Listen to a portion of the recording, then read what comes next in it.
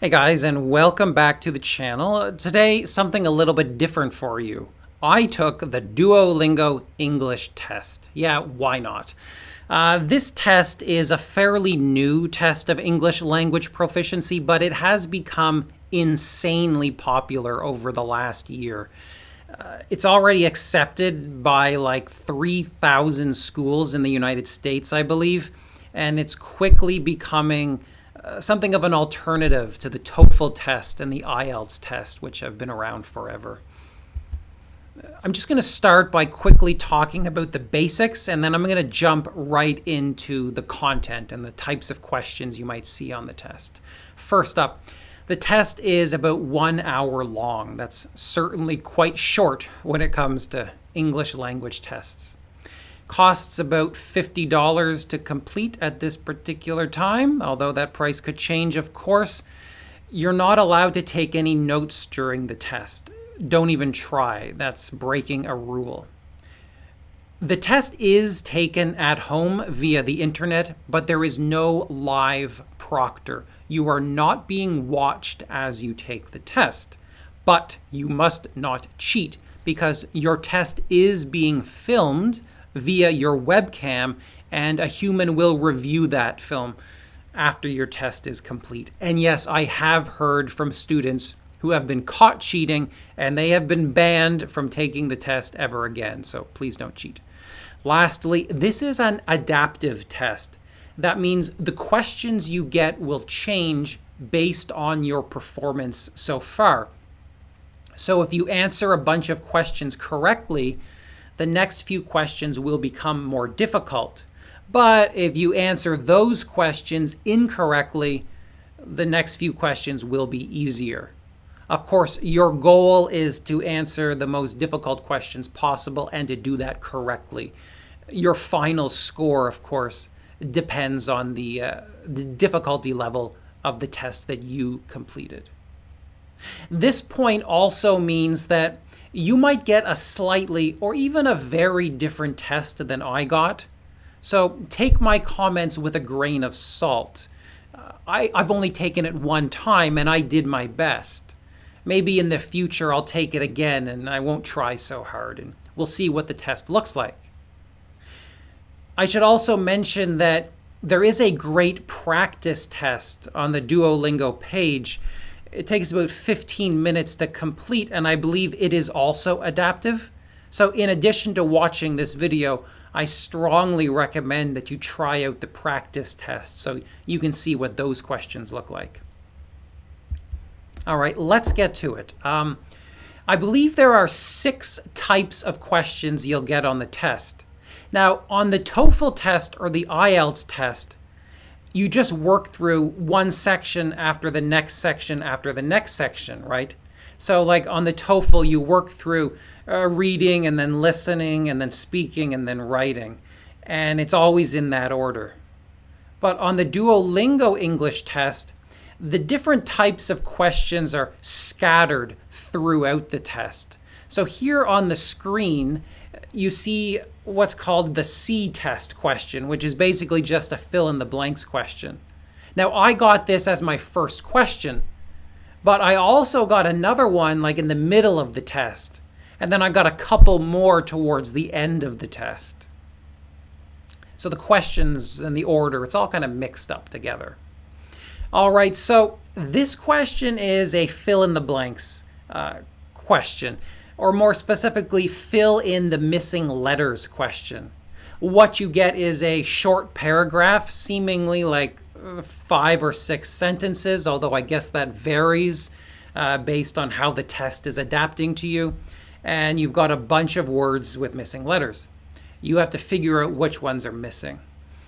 This is just a sample I made up. It might not be a perfect representation, but it seems to be what you get.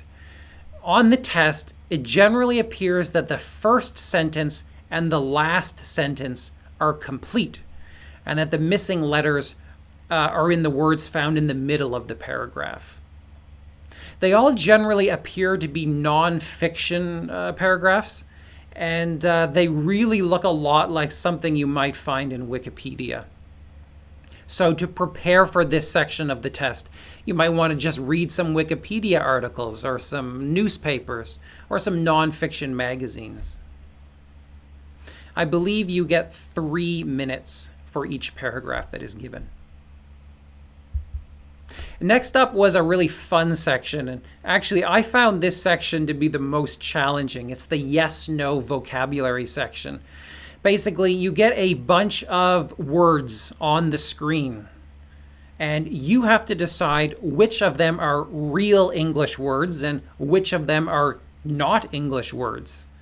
Sometimes you read these words, but other times you're going to listen to the words, and you're not going to see the actual words on the screen. All you can do is listen. Now, the trick with this is not to be fooled by beginnings and endings. So, for example, masonry, I believe, is not a word, but it looks a lot like a word because it's got a very common ending. There's a lot of words in English that end in A-R-Y. So you think, yeah, masonry, that totally sounds like an English word, but it's not.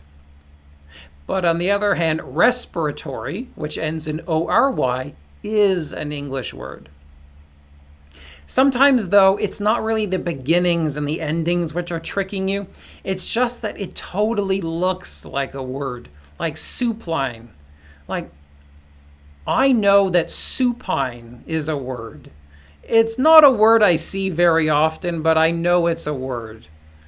But supine. So I might see that and I might think to myself, oh, gee, did I read that somewhere in a book once? Supine?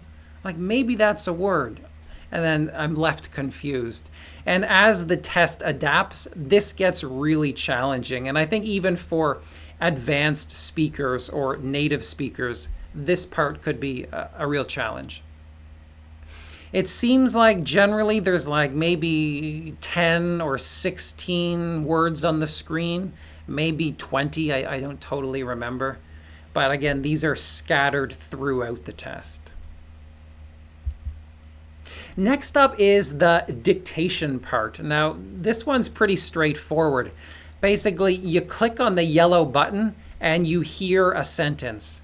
It's about like 10 to 15 words. Although I guess it'll become much shorter if the test is adapting to your lower level.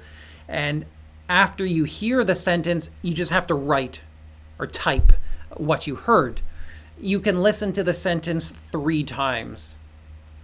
At the beginning of the test, this was very easy for me. But as the test went on, the sentences did become quite long.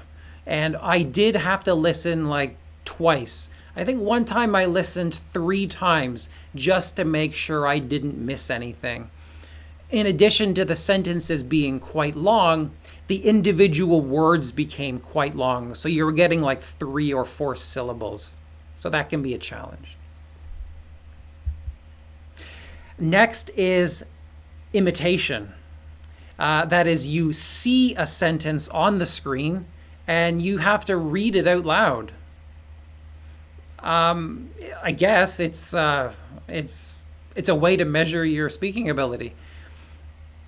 Obviously, for me, that's pretty easy, but the way you're being graded is they're checking your intonation, your pronunciation, the way you stress the syllables, and whether the speech recognition software is able to accurately transcribe your answer.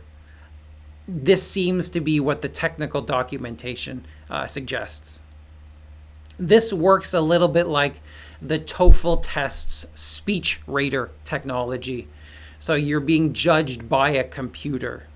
You're not being judged by a human being. Let me stress that. It's not a human being determining whether you have good pronunciation. It's a computer program. So you want to speak very clearly. And that will affect your score. Moving on, now we get to the meat and potatoes, the tough stuff, the extended speaking section. Now, these somewhat resemble speaking question 1 on the TOEFL test. So you might get a prompt like, why do some people prefer to communicate using the internet instead of face-to-face? So that's a lot like a TOEFL question, but it's a lot more open-ended. You have a bit more freedom to kind of use your own ideas. And you might get a longer question, which is something like, describe a person who has good leadership skills. What makes them a strong leader? How can they improve an organization? So you've got 3 separate things there, and yet you're going to want to touch on all 3 of them. But, in addition to those, there are describe a picture questions, where you get a small picture on the screen and you have to talk about it. And I really want to emphasize that these pictures are tiny. I don't know why they do it. I guess it's a deliberate choice. But when you're taking the test, they do look really tiny, and you're not going to see all the finer details. And yeah, I did get a picture where there were little things pictured in it. I guess I can't really talk about it, but I couldn't quite make out what they were. I had a general sense, but there are some fine details I couldn't make out. Let's talk about how these are scored, though, or some of the finer details. I got 90 seconds to speak for the prompts and for the pictures. It could be different. And in fact, if you read their technical documents, it says that you could get from 1 minute to 3 minutes to speak. And I didn't. I could be misremembering it, but I'm pretty sure I got 90 seconds to speak. There is a clock on the screen. Now, you have to keep talking until 30 seconds. So that is, after 30 seconds have passed, you can end the question early. You should not do that, but you do have the option of ending the question and just moving on after 30 seconds have passed. These are also adaptive, according to the technical documents. They have special questions for low, medium, and high speakers. I presume I got the high questions, and that's what I based my mock-ups on a moment ago, but you might get something easier. You cannot use notes to prepare your answer. That's a big difference from the TOEFL. You do get some time to prepare. I think it's like maybe 15 or 30 seconds. I can't remember exactly, but you can't write anything. Now, that is a bit of a challenge. I found when I was speaking, I did tend to babble a little bit because I didn't have a plan in front of me to refer to, and I wanted to speak for 90 seconds about a picture of, well, I'm not going to say because I'm not allowed to, but it's a very simple picture. So I did kind of babble. I meandered. That may have lowered my score. So I do recommend that you just practice speaking about some pictures. There's a lot of stock photography sites online. You can find free pictures to talk about. Now, there are no human graders here. So once again, you are being judged by a software program. How exactly are you being judged? Well, this is what the documentation says. First up, your grammatical accuracy. That is, are you speaking with proper and correct grammar? Are your verb tenses okay, right? Are you using the right endings to your words? Just grammatical stuff. Also, the grammatical complexity. Now, this is not defined by Duolingo. They don't tell you what they mean by grammatical complexity, but my impression is, are you using a mix of simple and compound and complex sentences? If you do have a mix of those, I think that'll probably increase your score. Probably they're looking for things like adjectives and adverbs, I would guess. Lexical sophistication means the difficulty level of your words. If you're using very simple and very short words, you'll probably get a low score for lexical sophistication. Meanwhile, lexical diversity means, is there a range of words being used? If you're repeating the same words again and again, that may lower your score. And again, I think I repeated words too many times when I was speaking. Like I said, I babbled. I'm just trying to talk for 90 seconds about a picture. I repeated words. So this means you should study for the test. I didn't study, and I think my score might be affected by that. Task relevance. I guess that means if you're addressing the topic or the question you've been given. If you have a picture, are you actually speaking about the picture, or are you talking about something else? If you're talking about something else, your score will go down. Next up is length. Yes, they do mention length in their document. So I guess that means you had better speak for all of the time you are given. Fluency and acoustic features. Again, that's the stuff I referred to earlier. Your pronunciation, your intonation, the way you're stressing syllables in the words, and how you're pronouncing vowels and consonants, whether you're doing that correctly. This is all very kind of, this is complicated stuff. I've been studying some of these AI scoring engines, and they go into great detail. There's like 25 or 30 features in a typical engine. So there's a lot of different little things they're checking for. So just try to speak clearly. Try to practice with native speakers if you can. But just kind of back up a little bit. So if you have this picture, right, what are you going to say? Well, talk about everything. I mean, you want to describe that there's a young child, but you also want to say that he's playing in the water. And you could talk perhaps about what he's wearing and the colors of his clothing. But don't even neglect like the background. If you've got 90 seconds to speak, you totally have time to talk about the fact that there's trees in the background. That's important too. And if you're looking for compound sentences, try something like, you can see the boy's face very clearly, but you can't see the face or the body of the person who is holding his hands. So those are the sort of grammatical structures you're looking for. All right, so the next section here is the writing prompt. And you're getting prompts that are, well, they're challenging. Take a look at this first one. Who should be responsible for the costs of university education in your country? That's a little bit academic, a little bit challenging.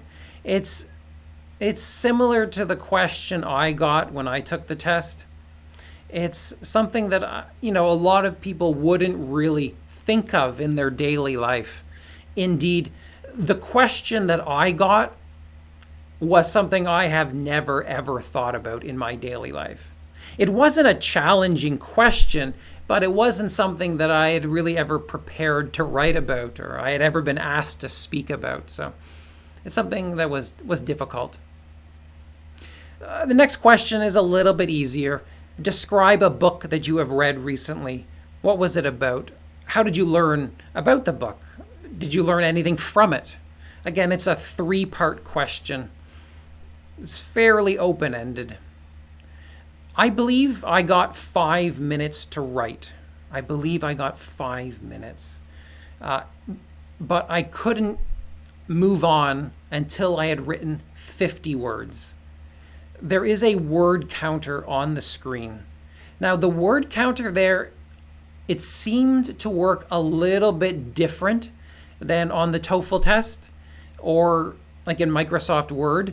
It simply counted each word as one word, right? So if I were to write approximately, that counted as one word. But if I wrote the, that also counted as one word. Or even if I wrote that counted as one word. I can't guarantee you're going to get the same thing, but that is what I noticed. I don't know how much you should write for each of these, but if you've got 5 minutes and the minimum is 50 words, you might want to kind of stretch it out to like 100 words, maybe, for the best possible score. I don't know. That's something we'll have to experiment with in the future. Of course, in addition, there is a picture writing prompt. It's the same as the speaking, but I believe I was given just 1 minute to write, and I only really had time for like 2 or 3 sentences. Now, the pictures you get are not super like active. There's not like a lot of things going on. So it's not like you immediately have a clear idea of what to write about. This picture is similar to one I got on the test. It's just a person, and there's something around him, like a background, some surroundings, and there's really nothing specific happening.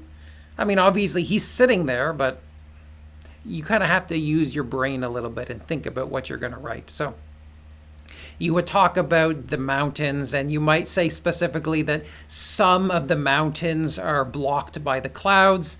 You might want to talk about what you think he was just doing, right? You could say the man has perhaps been snowboarding and now he's taking a rest. I think you can speculate on what's pictured here. Again, you're not being judged by a human. So unless you go really far off topic, I don't think you're going to give the wrong answer. I could be wrong. That's just my speculation. According to the documentation, this is graded just like the speaking section is. Grammatical accuracy, complexity, the sophistication and diversity of your word choice, whether you're on topic, and the length of your answer. It's the same stuff. They used the exact same list when they were describing how this section is graded. Of course, there's probably more that goes into it, but that's a bit of a secret. At the end of the test, I believe for the last 15 minutes, I think, there is some unscored stuff. There's a speaking part and a writing part where you have to respond to some questions, but it will not affect your score. This stuff is just meant to be reviewed by the university you're applying to, just to maybe get a taste of your English language ability. I don't honestly know if the schools will ever really look at this. Some of them might just look at your final number. I have no idea. The questions here are quite similar to the writing and speaking stuff that came earlier, but there are no pictures, or at least I didn't get any of them.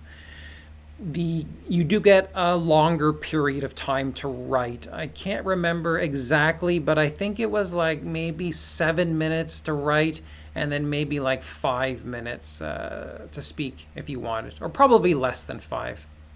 Anyways, you can try taking the practice test to see what you get in terms of length. I didn't think too hard about this section, but what did strike me was that the unscored stuff, it's not like a personal introduction. At least that's not what I got. So I didn't get something like, why do you want to join this school? Or why are you taking the Duolingo English Test? Or what are your long-term goals in life? It's not biographical, or at least that's not what I got. It's just more writing and speaking prompts. It's just another chance to use your English correctly. That's an interesting approach from Duolingo, and I think I like it. All right, that's all I have to say about the Duolingo English Test. That's a brief overview, but I hope it helps you. I'll probably take the test again in a few months, and we'll see if anything's changed. I haven't gotten my score report back yet. It'll take 2 days, I think. But maybe I'll post a link to that in the video description down below. And, as the weeks go on, maybe I'll try to make some practice materials for this test. Maybe I'll whip up a few C-test questions, and I'll find some pictures you can practice describing. So as soon as I create that stuff, I'll leave a few links in the video description. Meanwhile, if you do have any questions that you think I can answer, please leave them down below. I'll do my best to help out. All right, take it easy, guys. I'll see you again next week with a new video.